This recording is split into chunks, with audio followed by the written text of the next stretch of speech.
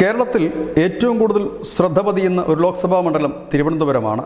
അതിന് തൊട്ടു പിന്നാലെ എത്തുന്നു പത്തനംതിട്ടയും. ഈ രണ്ട് മണ്ഡലങ്ങൾക്കും ഒരു പ്രത്യേകതയുണ്ട്.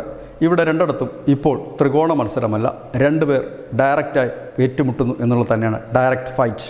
തിരുവനന്തപുരത്തത് ശശി തരൂരും രാജീവ് ചന്ദ്രശേഖറുമാണ്. ശശി തരൂർ തന്നെ പറഞ്ഞു കഴിഞ്ഞിരിക്കുന്നു താൻ NDAയുമായിട്ടാണ് മത്സരിക്കുന്നതെന്ന്.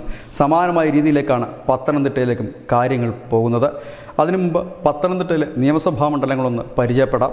കാഞ്ഞിരപ്പള്ളി, പൂഞ്ഞാറ്, തിരുവല്ല, റാന്നി, ആറന്മുള, കോന്നി, അടൂർ തുടങ്ങിയവയാണ് പത്തനംതിട്ട ലോക്സഭാ മണ്ഡലത്തിന് കീഴിൽ വരുന്ന നിയമസഭാ മണ്ഡലങ്ങൾ. ഇതിൽ പലതിലും കഴിഞ്ഞ നിയമസഭാ തെരഞ്ഞെടുപ്പിൽ BJP 15 to 22% വോട്ട് നേടി. ബാക്കിയുള്ളിടത്ത് അവർ സഖ്യകക്ഷികളായിരുന്നു. അത്രയും വോട്ട് നേടാൻ അവർക്ക് കഴിഞ്ഞതുമില്ല. കഴിഞ്ഞ ലോക്സഭാ തെരഞ്ഞെടുപ്പ് മുതലാണ് BJP പത്തനംതിട്ടയെ ശ്രദ്ധിച്ചു തുടങ്ങുന്നത്. ഇല്ലായെങ്കിൽ പത്തനംതിട്ട 2019 മുതലാണ് ശ്രദ്ധാകേന്ദ്രമായി മാറിയത് എന്ന് പറയാം.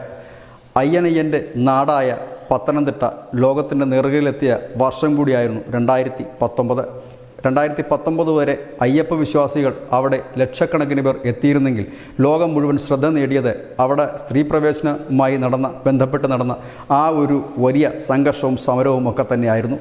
ആ കാലയളവിൽ നടന്ന തെരഞ്ഞെടുപ്പിൽ BJPയുടെ സംസ്ഥാന അധ്യക്ഷൻ K. സുരേന്ദ്രൻ അവിടെ മത്സരിക്കാനെത്തി. 29% വോട്ടാണ് അവിടെ നേടാൻ കഴിഞ്ഞത്. നാളിതുവരെ BJP ശ്രദ്ധിക്കാതിരുന്ന ഒരു ലോക്സഭാ മണ്ഡലത്തിൽ BJPക്ക് കിട്ടിയ ഏറ്റവും വലിയ വോട്ട്. നാടും നഗരവും ഒന്നിച്ചൊന്നായി അയ്യൻ്റെ പിന്നിൽ അണിനിരന്നപ്പോൾ സുരേന്ദ്രൻ നേടിയത് 29% വോട്ട്. അവിടെ ജയിച്ചു കയറിയ ആൻ്റണി നേടിയത് 37% വോട്ട്. അതിനുശേഷം BJP വളരെ ശ്രദ്ധാപൂർവമാണ് പത്തനംതിട്ടയെ കൊണ്ടു നടന്നത്. അവരുടെ ക്ലാസ് മണ്ഡലത്തിലേക്ക് പത്തനംതിട്ട ഇടം പിടിക്കുകയും ചെയ്തു. ഇത്തവണ ലോക്സഭാ തെരഞ്ഞെടുപ്പിന് തൊട്ടു മുമ്പ് PC ജോർജ് എന്ന് പറയുന്ന രാഷ്ട്രീയത്തിലെ അതികായ BJPയിലെത്തി. തുടർന്ന് പത്തനംതിട്ടയിൽ PC ജോർജ് സ്ഥാനാർത്ഥിയാകുമെന്നൊരു അഭ്യൂഹം എങ്ങും പരന്നു.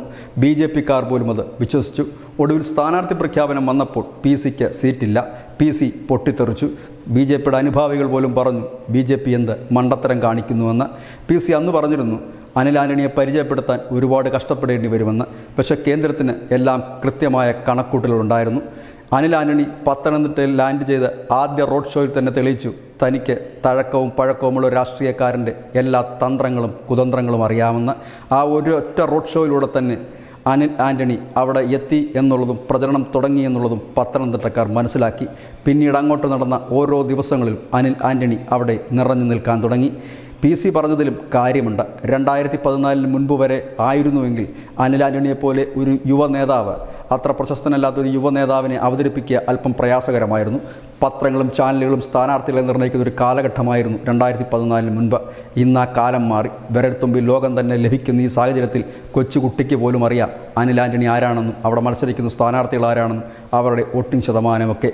അതുകൊണ്ട് ആ കാലത്തിന് പിൻപേ സഞ്ചരിച്ചതുകൊണ്ടായിരിക്കാം PC അങ്ങനെ പറഞ്ഞത്.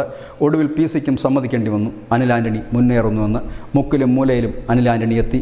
അവിടെ 15 വർഷം തികയ്ക്കുന്ന ആൻ്റണി ഇന്നും അവിടുത്തെ പല ജനങ്ങൾക്കും ഒരു മായാവിയാണ്.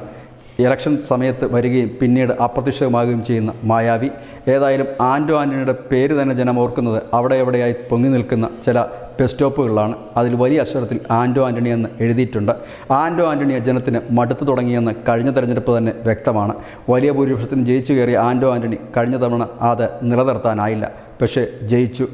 അത് കോൺഗ്രസ്സുകാർക്കിടയിൽ തന്നെ ഇപ്പോൾ വലിയ സ്വീകാര്യത ആൻ്റണിക്ക് ഇല്ല. ഇവിടെയാണ് അനിൽ ആൻ്റണിയെപ്പോലുള്ളൊരു യുവാവ് രംഗത്തെത്തുന്നത്. അത്യാവശ്യം ഭാഷാ പ്രാവീണ്യമുണ്ട്. ഒപ്പം തന്നെ പ്രധാനമന്ത്രി നരേന്ദ്രമോദിയുമായി അടുത്ത ബന്ധവുമുണ്ട്. അതുകൊണ്ട് തന്നെ ജയിച്ചാൽ പത്തനംതിട്ടയ്ക്ക് ഒരു കേന്ദ്രമന്ത്രി എന്നാണ് BJP അവിടെ ഉയർത്തുന്ന അവകാശവാദം. മൂന്നാമതായി മത്സരിക്കുന്നത് തോമസ് ഐസക്കാണ്. പരാജയം ഇപ്പോഴേ അദ്ദേഹത്തിൻ്റെ ശരീരഭാഷയിൽ വ്യക്തമാണ്. ഇനിയൊരു അംഗത്തിന് ബാല്യവുമില്ല. ഈ തെരഞ്ഞെടുപ്പ് കഴിഞ്ഞാൽ ED ഓഫീസിലേക്ക് പോകേണ്ടതായിട്ടും വരും. ഏതായാലും അതവിടെ നിൽക്കട്ടെ. ഏതായാലും 2ാം സ്ഥാനം ഇപ്പോൾ തന്നെ അനിൽ ആൻ്റണി ഉറപ്പിച്ചു കഴിഞ്ഞിരിക്കുന്നു. അതായത് 3ാമതെത്തും എന്ന് പറഞ്ഞിരുന്നൊരു സ്ഥാനാർത്ഥി ചുരുങ്ങിയ ദിവസത്തിനുള്ളിൽ 2ാമതെത്തിയിരിക്കുന്നു എന്നുള്ളത് തന്നെയാണ് പത്തനംതിട്ടയെ സംബന്ധിച്ചുള്ള ഒരു ഹൈലൈറ്റ്. ഇപ്പോഴവിടെ മത്സരം ആൻ്റണിയും അനിൽ ആൻ്റണിയും തമ്മിലാണ്. അതിനിടയിൽ അനിൽ ആൻ്റണിയുടെ അച്ഛൻ AK ആൻ്റണിയുടേതായ ഒരു പ്രസ്താവനയും പുറത്തു വന്നു. മകനെ ശപിച്ചുകൊണ്ടുള്ളൊരു പ്രസ്താവന.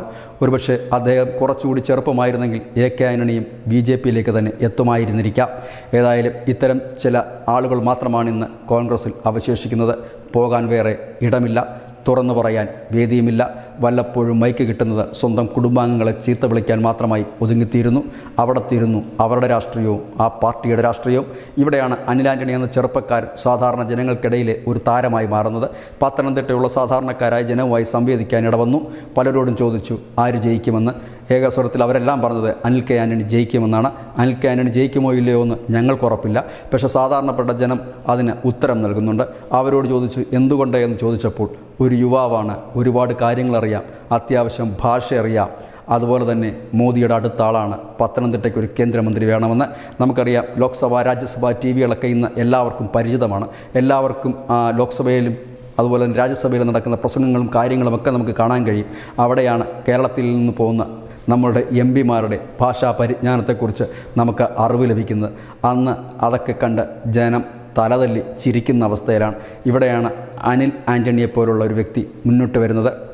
ഏതായാലും അനിൽ ആൻ്റണി അവിടെ മുന്നേറുന്നു എന്നുള്ളതിൻ്റെ ഏറ്റവും വലിയ തെളിവായിരുന്നു ഇന്നലെ PJ കുര്യൻ എന്ന് പറയുന്ന കോൺഗ്രസിൻ്റെ ഒരു വടവൃക്ഷമായിരുന്ന വ്യക്തി ഒരു ആരോപണവുമായി വന്നു. ദല്ലാൽ നന്ദകുമാറിൻ്റെ പേര് കൂട്ടിച്ചേർത്തുകൊണ്ടുള്ള ഒരു ആരോപണം.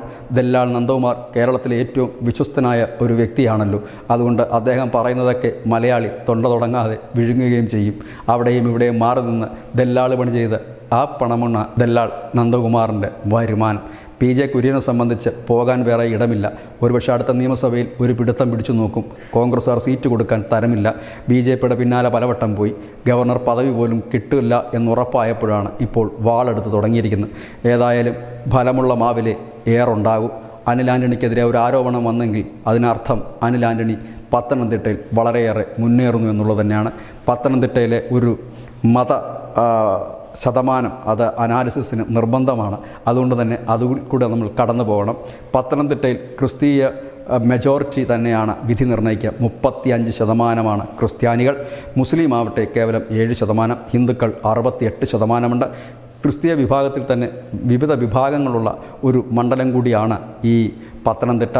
അതായത് ക്രിസ്ത്യാനിയും ഹിന്ദുവും അല്പം മനസ്സ് വെച്ചാൽ അനിൽ ആൻ്റണി ഈസിയായി കടന്നു പോകും. ഇപ്പോഴേതായാലും ഫൈറ്റ് ആൻ്റോ ആൻ്റണിയും അനിൽ ആൻ്റണിയും തമ്മിലാണ്. ആൻ്റോ ആൻ്റണിയുടെ 15 വർഷമാണ് ഇവിടെ ചോദ്യം ചെയ്യപ്പെടുന്നത്. തിരുവനന്തപുരത്തിന് സമാനമായ സാഹചര്യം. തിരുവനന്തപുരത്ത് 15 വർഷം ശശി തരൂർ ചെയ്ത നേട്ടങ്ങൾ എന്ത് എന്ന് ചോദിക്കുമ്പോൾ ഒന്നും മിണ്ടാനാകാത്ത അവസ്ഥയിലാണ് സ്ഥാനാർത്ഥിയും അണികളും. ഈ സമാനമായ സാഹചര്യം തന്നെയാണ് പത്തനംതിട്ടയിൽ. ഒപ്പം തന്നെ കോൺഗ്രസിനുള്ളിലെ ഉൾപാർട്ടി പ്രശ്നങ്ങൾ വേറെയും. ഇവിടെ തോമസ് ഐസക് മൂന്നാമതായിട്ട് ഇപ്പോഴും നിലകൊള്ളുന്നു. മൂന്നാമതായി ഫിനിഷ് ചെയ്യാൻ സാധ്യതയുമുള്ളൂ. ഏതായാലും അനിൽ ആൻ്റണിക്ക് ജയിച്ചു കയറാൻ സാഹചര്യമുണ്ട്. അവിടെ പാർട്ടി അണികളും പ്രവർത്തകരും ഒപ്പം തന്നെ ജനങ്ങളും ഒത്തൊരുമിച്ച് നിന്നാൽ ഒരുപക്ഷെ യുവാവായൊരു കേന്ദ്രമന്ത്രി പത്തനംതിട്ടയ്ക്ക് ലഭിച്ചേക്കാം. പത്തനംതിട്ട വളരെ പ്രാധാന്യമുള്ള ഒരു ജില്ല തന്നെയാണ്.